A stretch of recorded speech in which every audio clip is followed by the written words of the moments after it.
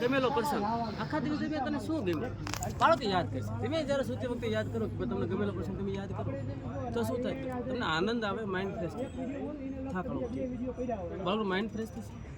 પછી સાંજે સૂતી વખતે પછી એટલે શીખ આખા દિવસ દરમિયાન શું શીખવા મળે તો બાળક આ શું થયું અર્થઘટન.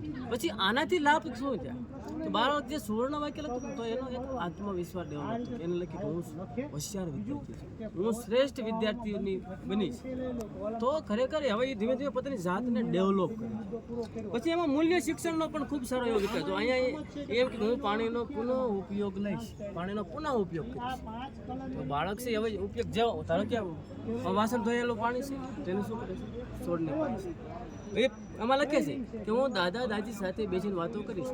હું પૂછું બીજા દિવસે એટલે જરા જોવો કે બેટા વાતો કરી હતી, શું કરી હતી? જો ન કરી હોય ને તો એ ગુસ્સાય છે, કરી હોય તો તરત ફટાફટ જવાબ આપશે. અને તો બીજા દિવસે શું કહે છે? વાતો કરીને આવશે. એટલે શું થયું? પરિવાર સાથે ઘનિષ્ઠતા તો એ પરિવારના સંબંધો પણ એ ધીમે ધીમે સુધરવા લાગ્યા.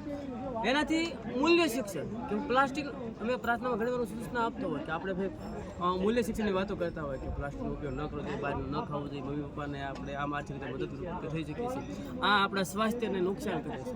બાળક હવે આમાં પણ લખે છે હું પ્લાસ્ટિકનો ઉપયોગ ટાળીશ, દુકાનનો ભાગ નહીં ખાઉં, બીજી વાર ઊભો છું દુકાને ભાગ લેતા દર છે નિશ્ચય નહીં.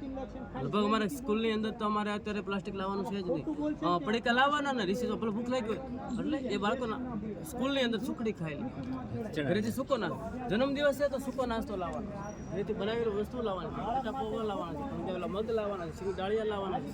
તો એનાથી શું થયું? સ્કૂલમાંથી ચોકલેટ ગાયબ થઈ ગઈ, સ્કૂલમાંથી પડીકા ગાયબ થઈ ગઈ. હવે શું થયું? શિયાળા દરમિયાન ચોમાસા દરમિયાન જે શરદી ઉધરસ વાળા ધીમે ધીમે ઘટવાનું નતું થતું નથી, વાયરલ છે થવાનું જ છે, પણ જે અમુક વધારે પ્રમાણ હતું એ ધીમે ધીમે થયું.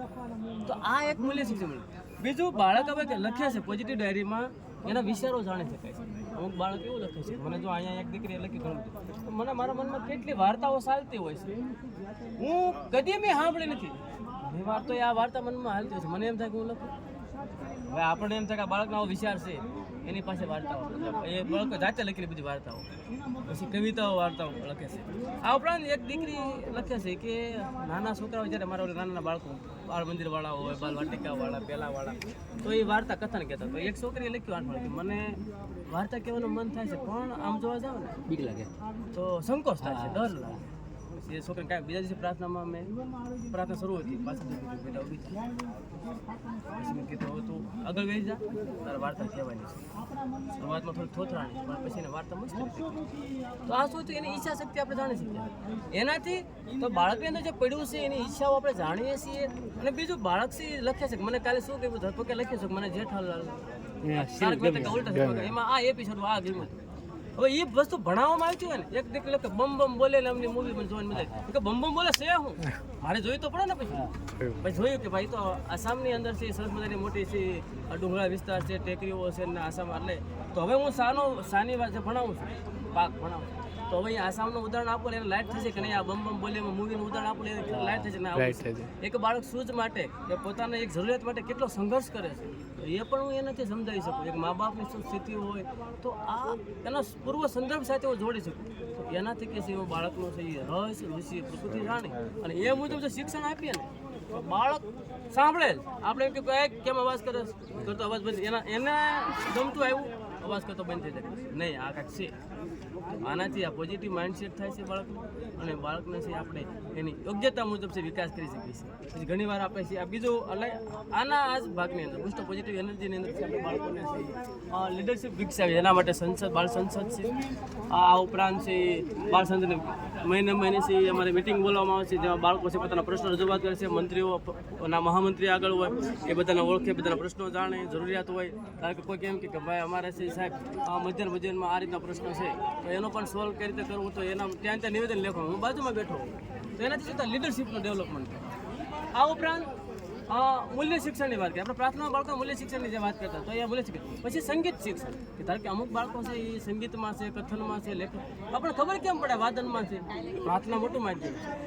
પ્રાર્થનામાં આપણે એક વિશેષ પ્રવૃત્તિ 20 મિનિટ જ પ્રાર્થના હોય. મારી પ્રાર્થના શરૂ થઈ જાય 20 મિનિટ લગાવો એટલે અડધી કલાક ઉપર આવે. એમાં આપણે પ્રાર્થનામાં બધા કાર્યક્રમ સિવાય ને એક વિશેષ પ્રવૃત્તિ હોય. જે વિશેષ પ્રવૃત્તિમાં શું હોય?